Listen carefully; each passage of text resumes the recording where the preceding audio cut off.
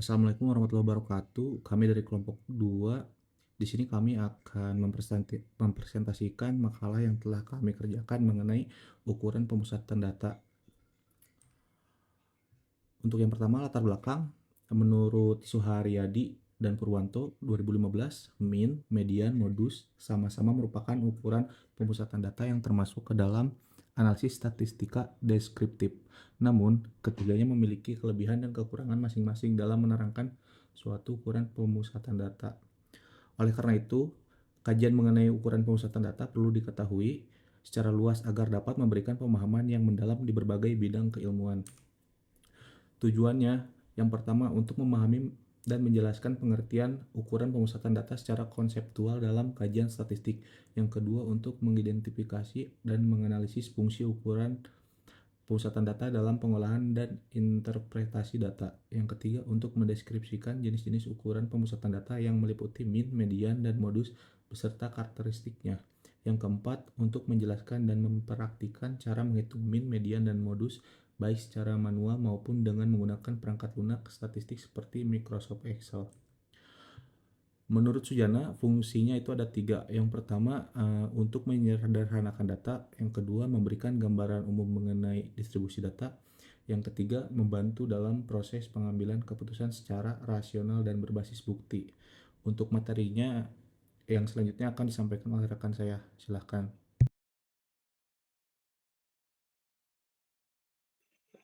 Baik, terima kasih. Untuk definisi pemusatan data ini adalah merupakan nilai tunggal yang digunakan untuk mewakili sekumpulan data sehingga dapat memberikan gambaran umum mengenai distribusi data tersebut. Serta menurut Triola, bahwa ukuran pemusatan data adalah metode statistik yang digunakan untuk menentukan titik pusat dari suatu distribusi data yang umumnya dinyatakan melalui mean, median, dan modus.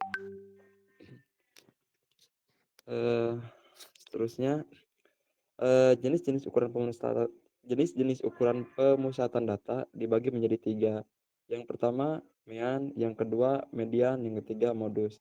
Nah, mean di sini diartikan sebagai nilai rata-rata yang diperoleh dari keseluruhan data yang digunakan untuk memberikan gambaran umum mengenai kondisi suatu variabel penelitian, khususnya dalam bidang pendidikan. Rumus mean sendiri diartikan jumlah nilai data dibagi dengan banyaknya data. Nah, untuk median, Sugiono pada 2019 menyatakan median merupakan nilai tengah yang diperoleh setelah seluruh data diurutkan yang berfungsi untuk menunjukkan posisi sentral dari suatu distribusi data. Nah, untuk modus sendiri merupakan nilai yang memiliki frekuensi tertinggi dalam suatu distribusi data dan digunakan untuk menunjukkan nilai yang paling domain. Nah, di sini ada beberapa rumus untuk modus. Bisa diartikan untuk MO adalah modus, TB adalah batasan bawah kelas modus, D1 selisih frekuensi kelas modus, 2 selisih frekuensi kelas modus dengan kelas sesudahnya, dan P untuk panjang kelas interval. Untuk seterusnya, eh, lanjut Mas.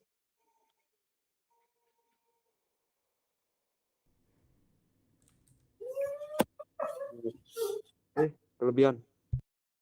Kelebihan dan kekurangan pada mean modus diartikan sebagai untuk mean memiliki kelebihan mudah dihitung dan dipahami, serta dapat digunakan dalam analisa statistik lanjutan. Untuk kekurangan mean sendiri sangat dipengaruhi oleh nilai ekstrim serta kurang tepat digunakan pada data yang tidak didistribusi normal.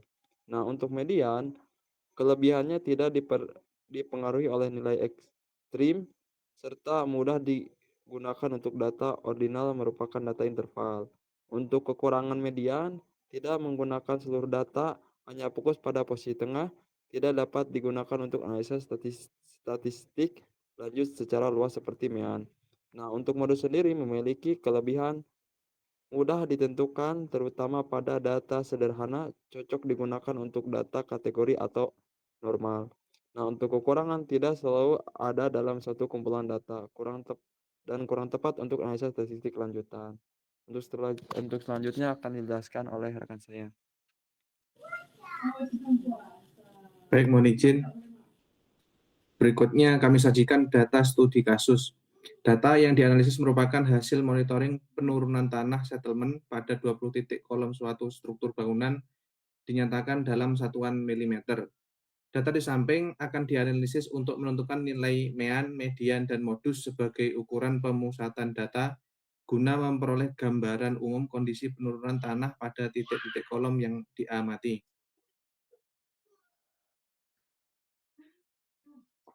Berikut analisis perhitungan menggunakan Microsoft Excel untuk nilai mean atau rata-rata. Perhitungan mean atau rata-rata dapat dilakukan menggunakan fungsi average atau range data. Sebagai contoh, jika data dimasukkan pada sel B2 sampai B21, maka rumus yang digunakan adalah average B2 B21. Maka akan ditemukan min dari data tersebut 14,8.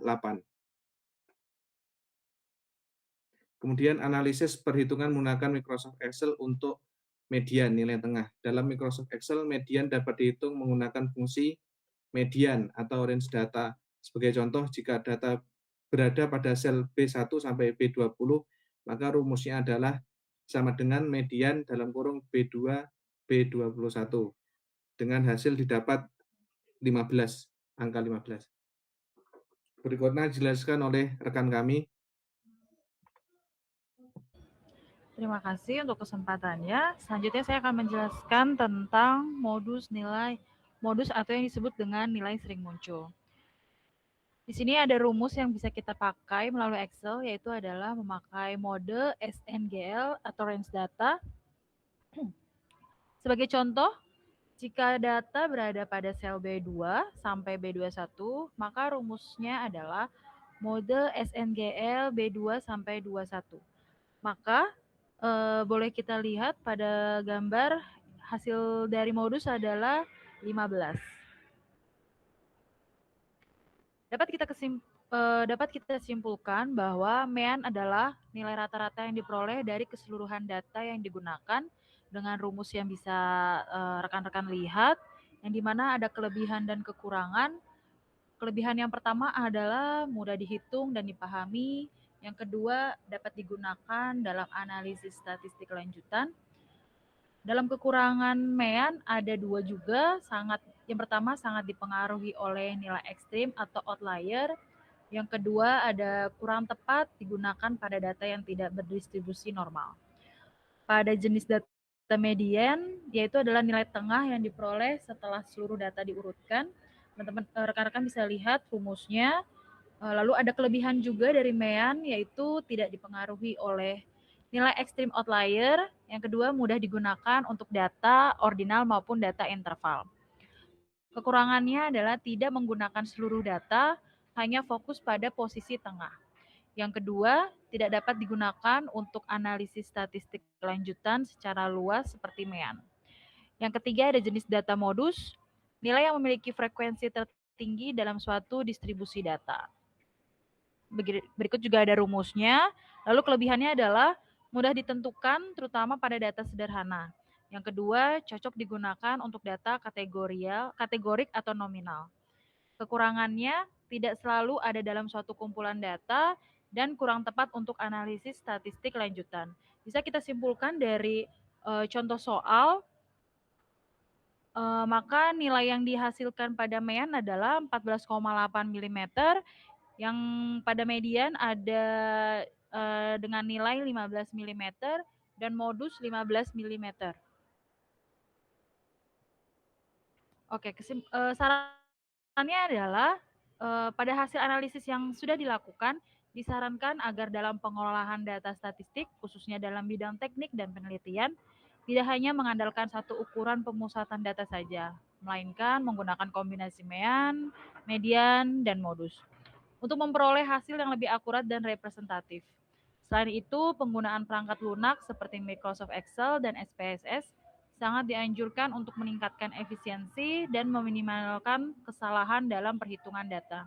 Sekian presentasi dari kelompok 2, terima kasih.